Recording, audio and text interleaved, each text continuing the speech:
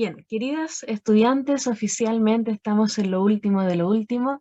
Disculpe que me vea casi como un fantasma, hay mucha luz en esta pieza, pero bueno, les doy una gran bienvenida a esta sesión. De todas maneras, si quieren avisarle a alguien más que se conecte, lo agradecería. Pero bueno, hoy vamos a retroalimentar las lecturas como le había dicho en la clase anterior del día de ayer. Y esa lectura era la tercera lectura complementaria. Paralelamente, solo como un recordatorio, recuerda que de aquí al viernes va a llegar un documento con las notas de este lectivo, tal como lo hablamos el día de ayer, de aquí al viernes, y es solamente el lenguaje común de cuarto medio, la que va a cerrar un poco antes de aquí al jueves a más tardar. Bien, solamente para que lo sepa, solamente para que no se genere muchas expectativas o que nos asuste si no aparece algo en la plataforma, pero aún así ambas asignaturas están oficialmente cerradas, finiquitadas y terminadas. ¿Ya? Entonces, como yo les había comentado, aún así seguimos teniendo clases, tenemos sesiones todavía, y por favor les pido que escriban que estuvieron presentes el día de hoy en la plataforma para que quede el registro que ustedes sí participaron hoy. ¿Bien? Ya, entonces comenzamos con esta pequeña revisión. Voy a intentar que sea bastante breve, obviamente, para darle un poco de tiempo. Imagino que si están en esta sesión, posiblemente están durmiendo todavía un poco. Pero bueno, necesito que en el chat me respondan lo siguiente. ¿Qué texto escogió usted en su tercera lectura complementaria? ¿Trabajó con el de amor o risa o trabajó con el de machismo y patriarcado? Ya, eso necesito que me lo responda sí o sí, porque son las únicas que están en esta videollamada. Ya, voy a ir respondiendo en el chat.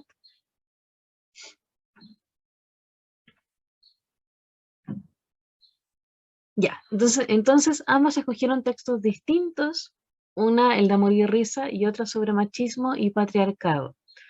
¿Por qué les pregunto esto? Porque nuevamente era opción suya de acuerdo a sus propios intereses, pero también porque la dificultad del vocabulario también iba a ser distinta, porque son de especialidades distintas. Por ejemplo, en el caso específico de machismo y patriarcado, toma el área no solamente de sociología, sino que también tiene que volver atrás en la historia y eso significa manejar ciertos conocimientos históricos y tener la capacidad para analizarlos respecto a otros tipos de imaginarios, otras formas de pensamiento. Y en el caso de Amor y Risa, también tenemos que hacer un regreso así en la historia de la humanidad y además de eso también manejar ciertos conceptos respecto a lingüística.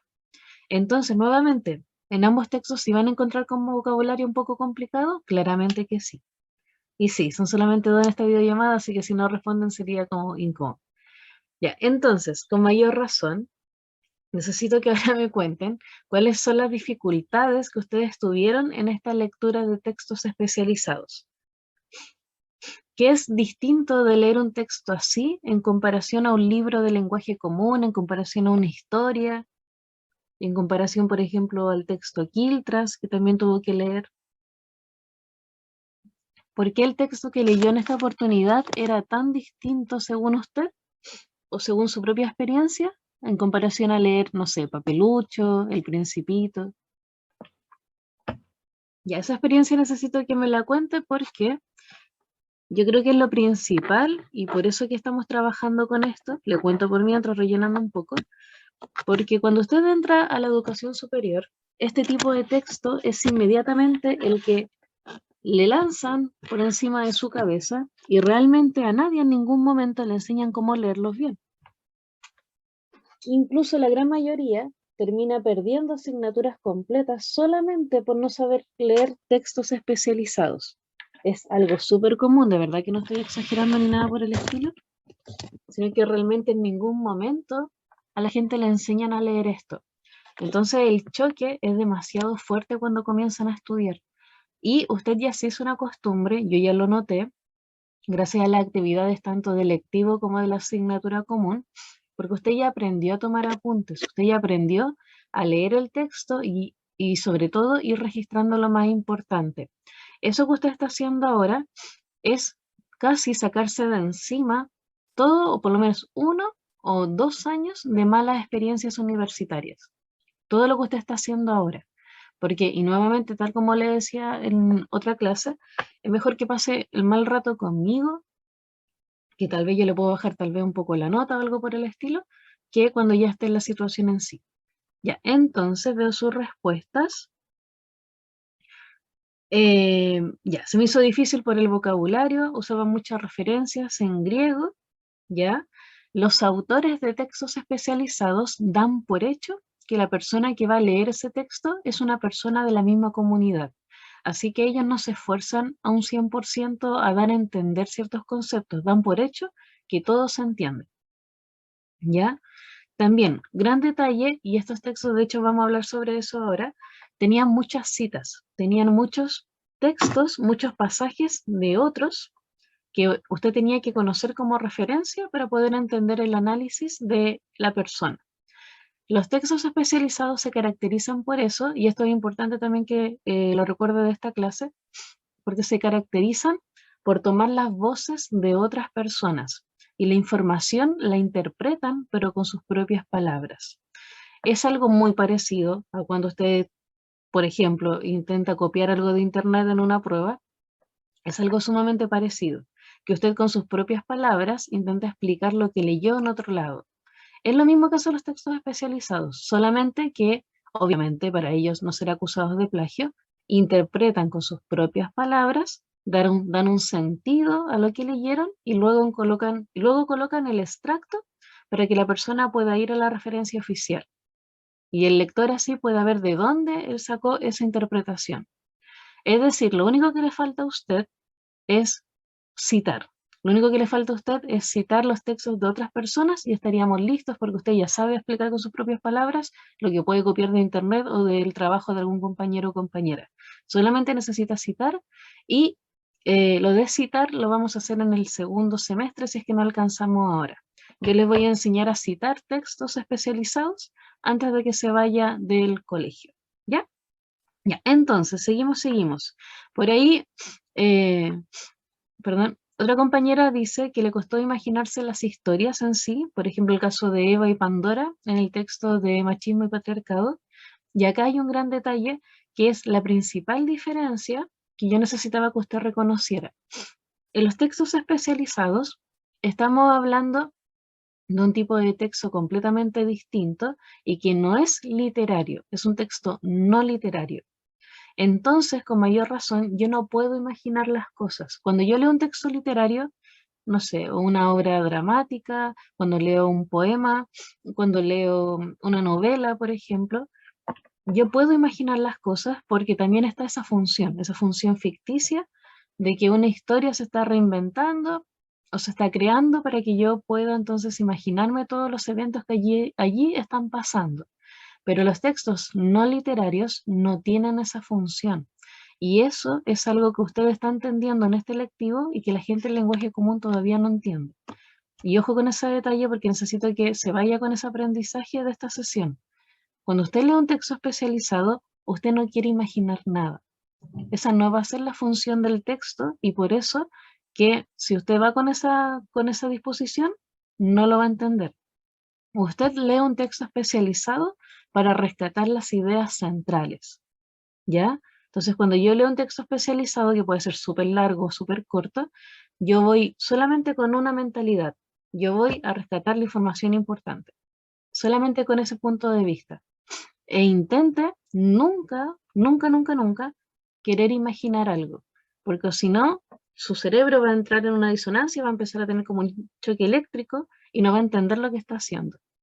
Ya, ese es un gran detalle que ojalá el lenguaje común lo pueda entender pronto.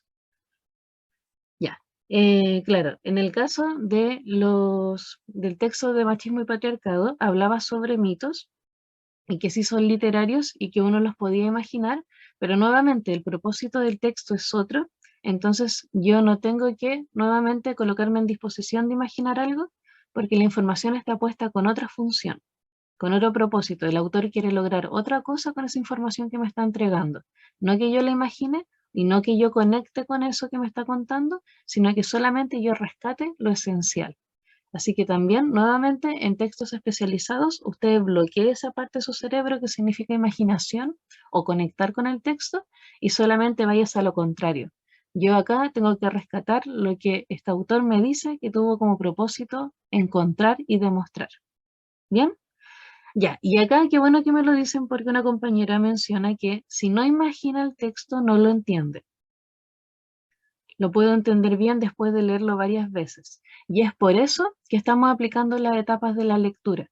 Porque desde que usted es pequeño y pequeña, le enseñan que todo lo tiene que imaginar y que es la única forma de tener comprensión lectora. Y la verdad es que entonces a ustedes los preparan para leer textos literarios, pero nunca para lo contrario. Y por eso la gente cuando llega a la universidad o llega a un estudio superior colapsan, porque de verdad todo lo que usted va a leer son cosas tan distintas a lo que le enseñaron, que claro que va a entrar en casi una especie de shock. Entonces, eso es lo que estamos trabajando ahora, que usted se enfrenta a eso de no poder intentar entenderlo, pero sí que hay claves para poder solucionarlo y en este caso la única clave que tenemos al alcance de nuestra mano es tomar apuntes y las etapas de la lectura. ¿Bien? Ah, de hecho, usted también lo puso, tomar apuntes demora mi lectura, pero me ayuda mucho. Y claro, es mejor demorarse un poco, pero hacer una pura lectura intensiva y con eso no estar volviendo atrás a cada rato. ¿Ya? Pero les pido eso, por favor, que no lo olviden más. Cuando usted lee un texto que no es literario, usted tiene que ajustarse al propósito de ese escritor o de esa escritora. Si esa escritora le escribió el texto como los que ustedes leyeron, para que usted se, para que usted profundizara en un tema, entonces tiene que ir con ese propósito, tiene que ir ajustado a eso. Porque si usted no va ajustado al propósito del autor o de la autora, claramente que le va a costar entenderlo. Bien, por ejemplo, si yo hago una novela, tengo como propósito entretener a mi público, entonces claro, me ajusto al autor y autora y yo me voy a entretener entonces leyendo esto. Pero si leo un texto que tiene otro propósito súper distinto, me quiere, por ejemplo, convencer sobre un punto de vista, entonces yo voy alineado a ese propósito. ¿Ya? De todas maneras, esto lo vamos a reforzar porque es uno de los mayores errores cuando alguien realiza la prueba de transición universitaria. Toda la gente lee los textos en forma igualitaria. Solamente leen e intentan comprender, pero cada texto se tiene que leer en una forma distinta. Y ahí es donde la gente se equivoca y paga por universitarios desde primero medio y les termina yendo mal igual. Así que eso igual lo vamos a reforzar en lenguaje común. Ya, entonces, sobre lo que estaban mencionando, que son las citas, es algo que yo le estaba comentando que tal vez no alcancemos ahora, pero que sí vamos a trabajar en este segundo semestre sí o sí cuando vayamos a la práctica. Porque yo le dije, vimos mucha teoría y cosas por el estilo, pero ahora vamos a empezar a practicar. Y es muy común que usted, cuando esté en sus estudios superiores, se vaya a encontrar con este tipo de citas y con este tipo de forma en el texto.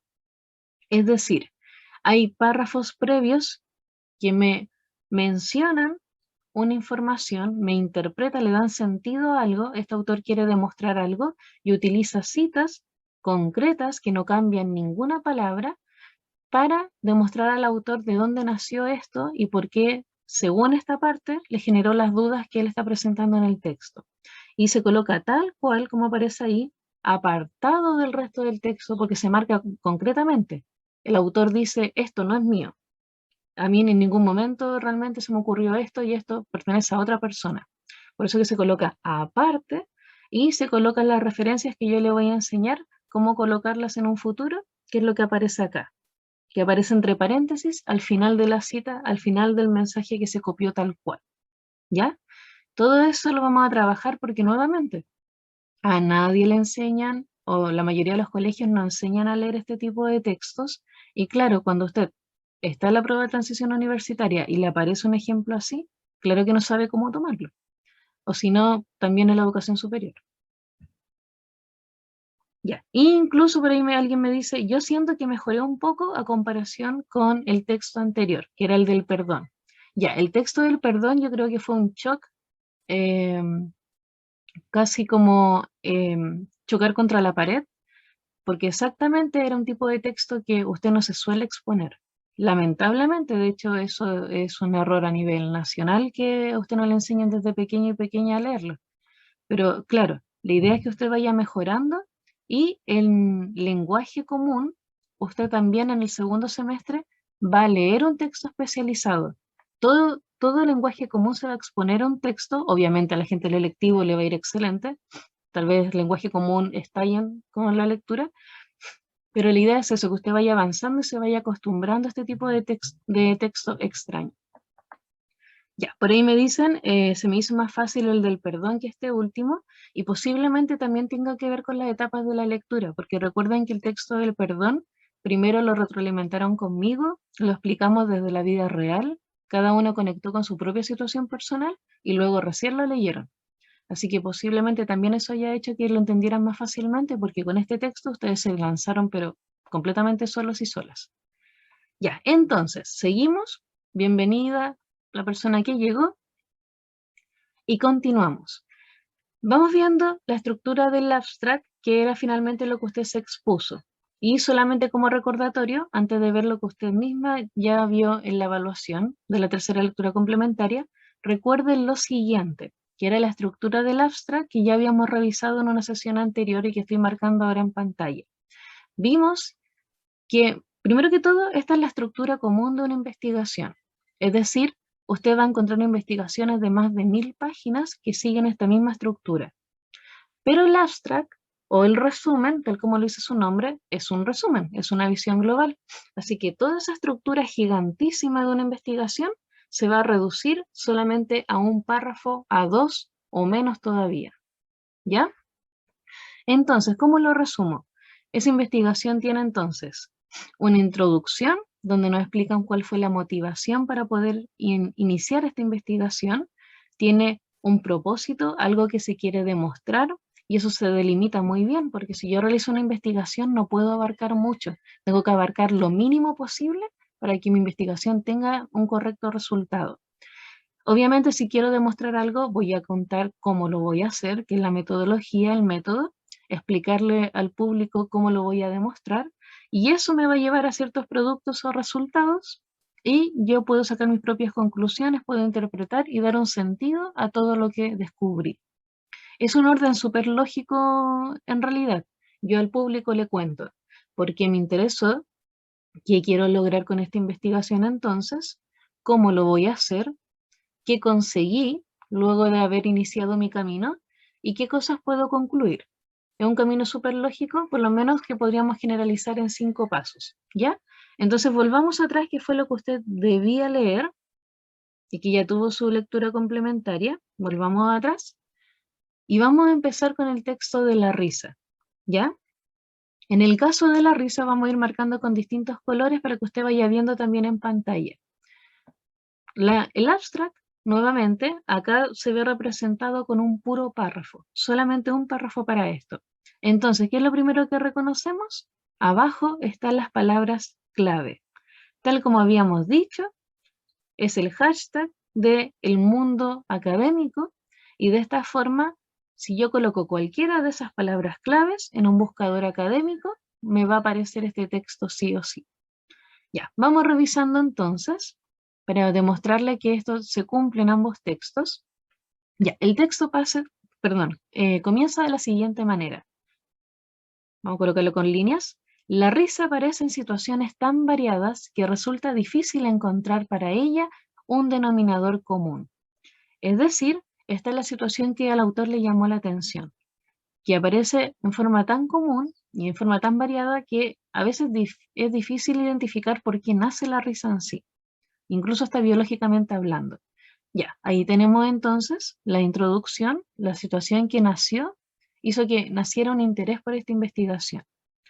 Seguimos entonces. Consecuente con ello, vamos a seguir con las marquitas, aparecen diversas concepciones de la risa que como celebración de la vida se relacionan íntimamente con el juego erótico y el placer sexual.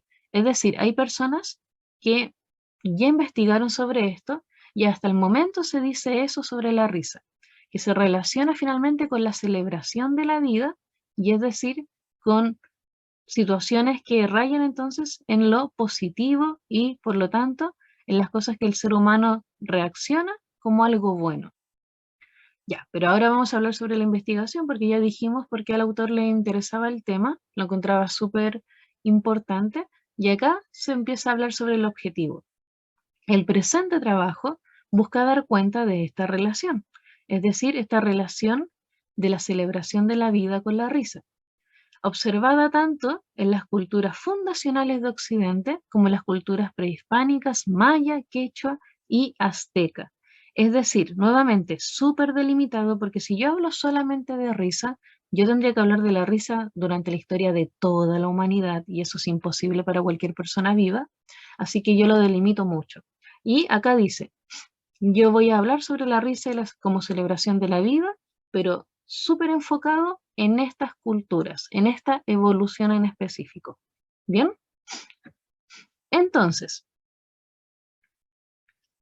se habla sobre la metodología, vamos a colocarlo acá, en cumplimiento de tal propósito, en cumplimiento de esta búsqueda que yo como autor quiero realizar sobre la risa como celebración de la vida en cierto momento cultural. En cumplimiento de eso, se anotan diversas acepciones de la risa advertidas en ambas áreas culturales. Es decir, él realiza una revisión académica, histórica, bibliográfica, en la cual se va a hablar sobre esta forma de entender la risa, pero desde distintos puntos de vista y desde distintas áreas culturales, como lo menciona ahí. Esa es nuestra metodología, eso es lo que él va a hacer, y por eso que ese texto tiene tantas citas, porque él lo dice desde el comienzo. Yo voy a colocar hartas acepciones, hartas definiciones distintas sobre esta situación. Ya, entonces, para que esto se comprenda mejor, luego obviamente de los resultados que se obtuvieron, vamos a colocarlo con otro colorcito. Para su mejor comprensión, se las sitúa, esto todo como resultado ya, se las sitúa ante el trasfondo de la gravedad que caracteriza la cultura oficial vigente y desde la cual o en contra surge la risa. Acá nos entregaron al tiro el resultado final de esta investigación. Se presenta entonces que la risa viene siendo casi como un arma de combate contra esta cultura oficial. Porque ¿qué dice la cultura oficial? Y posiblemente la ha pasado usted en clase, posiblemente yo en algún momento la reté por estar riéndose en mi clase. La cultura actual tiene un trasfondo de gravedad respecto a la risa, de hecho hasta la castiga.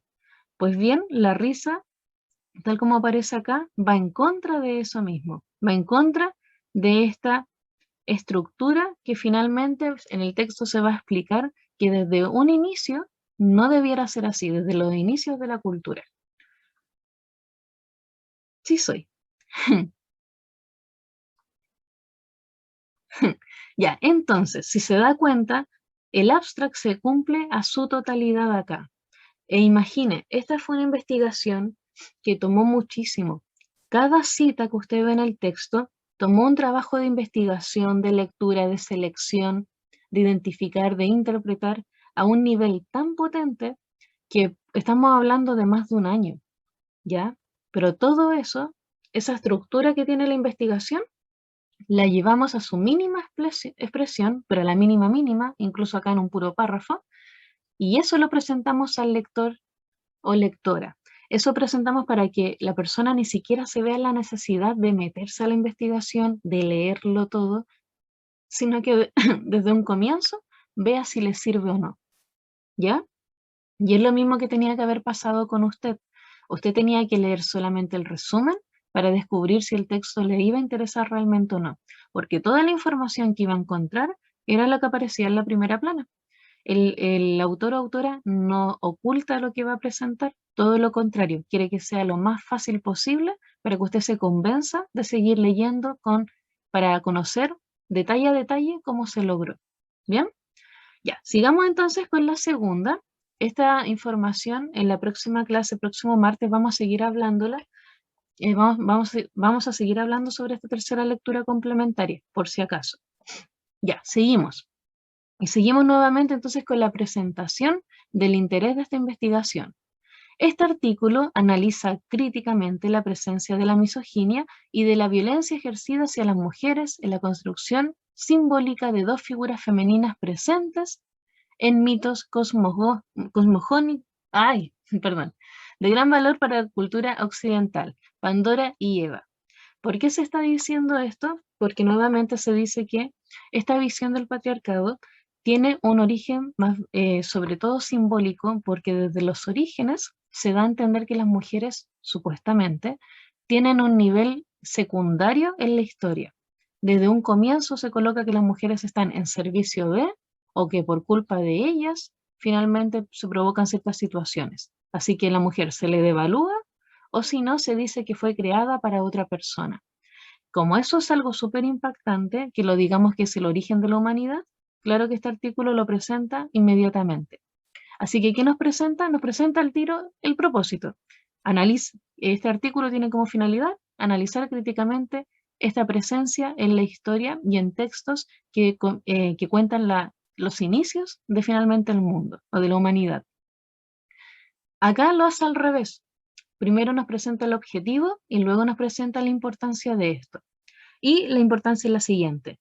La relevancia de este análisis radica en que estas narraciones habitan aquellos relatos que están en la génesis de la diferenciación sexista entre hombres y mujeres. Es decir, desde el comienzo de la humanidad, las personas quieren meter esta diferencia y justificarla, esta diferencia entre hombres y mujeres. ¿Bien?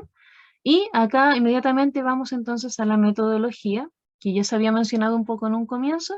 De esta manera específica se establece que en los relatos de Pandora y de Eva, estas dos figuras femeninas, emergen dos elementos cardinales que reproducen la violencia simbólica hacia las mujeres. A una de ellas se le devalúa finalmente, en su visión, bueno, a las dos, y el imperativo de ser una mujer para otro. Ser una mujer solamente como un complemento de alguien que sí tiene el protagonismo en la historia. En este caso viene siendo un hombre. ¿Bien? Entonces, de esta forma, inmediatamente llega a las conclusiones. Ella ya dice lo que va a hacer, la importancia de esto y qué figuras va a utilizar como metodología para lograrlo. ¿Y qué nos presenta como resultado final? Lo siguiente. Por último, se declara que visibilizar los elementos de violencia simbólica que subyacen en estas narraciones, es decir, dar a mostrar esta situación, es un ejercicio ineludible, es decir, un ejercicio necesario para finalmente desentrañar las conexiones entre pasado y presente y estas expresiones culturales que naturalizan la violencia hacia las mujeres. Es decir, que estas historias también terminan siendo un apoyo para que la gente diga que las mujeres son solamente un complemento o que son ciudadanas de segunda clase. Porque desde los comienzos de la humanidad, de hecho muchas religiones también lo dicen, la mujer fue creada para otro, o la mujer realmente significó la perdición de todo el resto, ¿ya? Y por eso que las palabras clave aparecen ahí en el fondo, que son las siguientes: violencia de género, violencia simbólica, los mitos y finalmente Pandora y Eva. Es decir, si yo encuentro cualquiera de estas palabras, que siempre son 5 palabras claves, yo puedo encontrar este texto. ¿Bien? Ya, chiquillos, esto fue solamente el inicio de una clase, fue solamente la introducción, así que no se preocupen porque todo esto lo vamos a seguir conversando el día martes cuando esté todo el curso. Eso, vayan a su próxima clase, que estén muy bien. Adiós, nos vemos pronto, que estén muy bien.